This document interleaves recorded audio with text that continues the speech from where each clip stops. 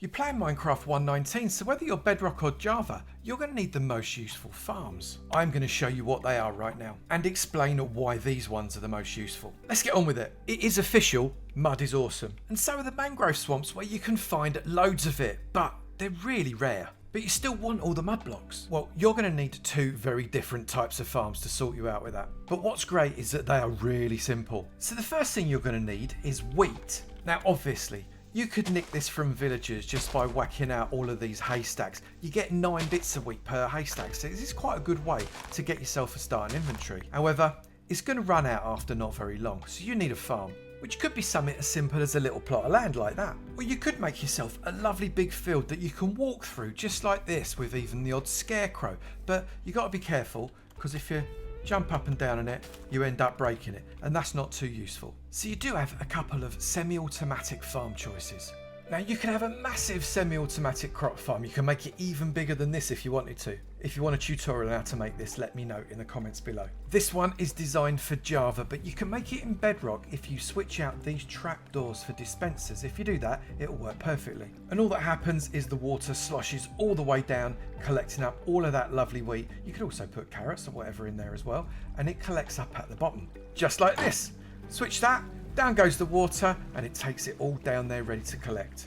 And then once everything is done, throw that again, the water gets cut off, you go and collect your seeds up, and you can replant it from the walls. You don't ever have to stand on your farmland. You get so many crops from a farm this size that they have to wait and queue to get into the hoppers. A few runs of this will keep you in wheat for ages. But maybe this is too big, you want something much smaller. Let me show you. And this is a really tiddly little crop farm, so tiny, and yet it gives you loads and loads of wheat. I've adapted this for Minecraft 1.19 from a farm that was designed by Eagle-Eye 621 for an earlier version, and it's great. There's a link to Eagle-Eye's channel in the description below. I'm going to be putting a tutorial out on how to make this farm in the next couple of weeks, although I am going to jazz it up just a little bit so it looks nicer. It is super easy to use. Just plop yourself some seeds right in there. Be prepared for some noise because this lever starts it clicking. The seeds grow immediately because of these 3 dispensers bone mealing them. And then come right up close to this obsidian, about halfway up, put your cursor, and then you're going to fiddle around with your left and right mouse buttons. So you're going to break this wheat at the same time as planting a new seed. So press them both at the same time first, and if it doesn't automatically replant the seed, just wobble off of the left mouse button and then replace it again.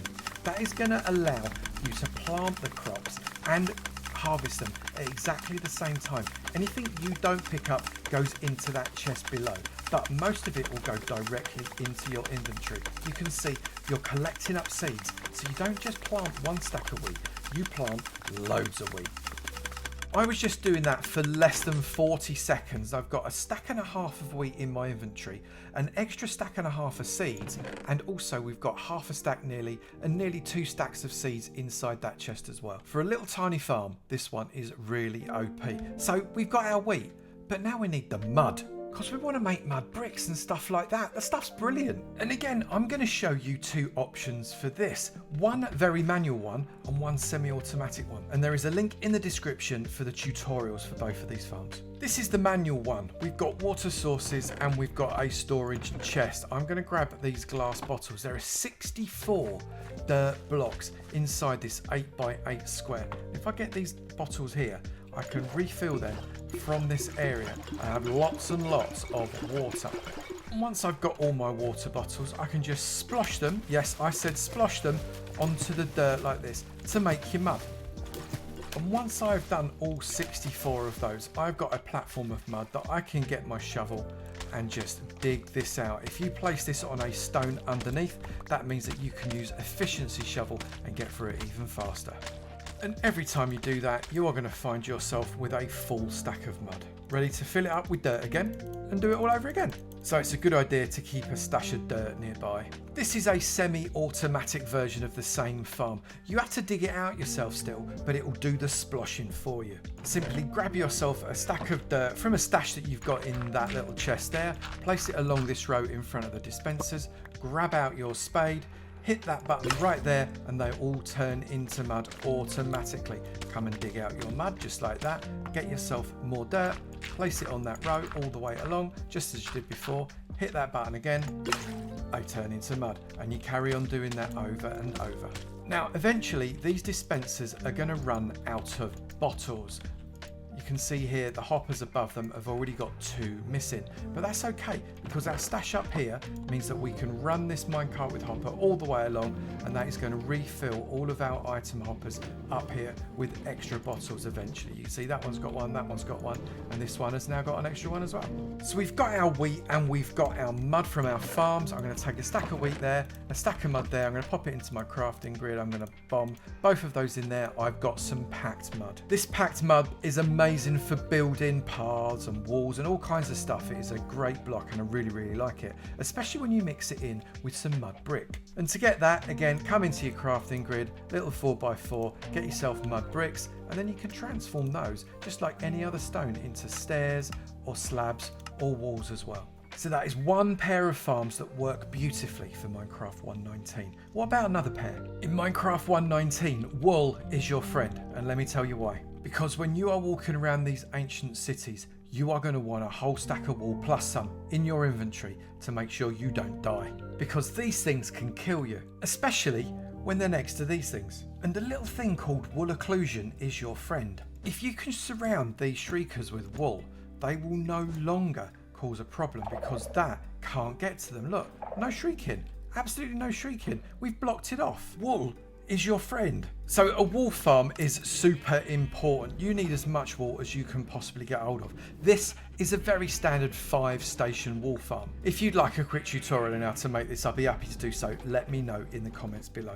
Although you could use any design of wool farm you would like. When the sheep eat the grass changes its state. That is observed, and as a result it flicks off a dispenser which shears the sheep. This one has yet to have the grass grow back underneath its feet so it can get sheared since it put the shears in, and then it all gets collected up inside this chest down at the bottom. Get yourself a wool farm, people, although there's a really interesting farm that is also equally useful down in the deep dark. I'm going to show you that now.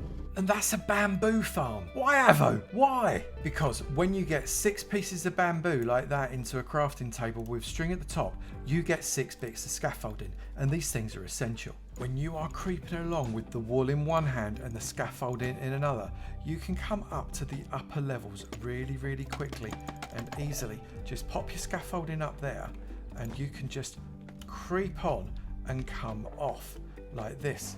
And then once you're off of it, you're on the wall on the top level and you're not going to end up having any problems. But what's also really important is if you're sneaking like this, you can get onto the scaffolding. The scaffolding will let you go on, and then you can just come back down really easily and sneak off again, which means that you don't have to come face to face with old Mr. Warden chops. This bamboo farm's really simple. At the bottom we've got pistons, at the top we've got observers. When the observers see the bamboo grow past their little face, the pistons get fired because a redstone fart gets let out from the top and shoots all the way down to the bottom, firing those pistons, and we collect it all up inside this chest at the bottom. Now there's just one final type of farm that I want to show you that is essential for Minecraft 1.19, and it's going to get you loads of this stuff either straight away or when you need it.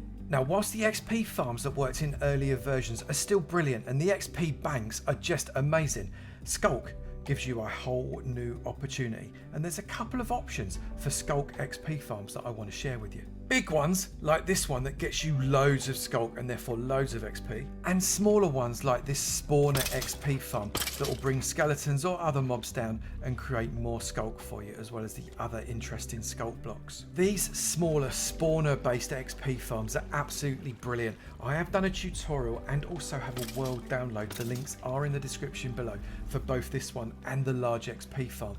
Skeletons spawn in from the spawner, get washed down into a channel and fall down to their death after going up that water pipe, and give experience to these Sculk blocks here that you can collect up as you need them.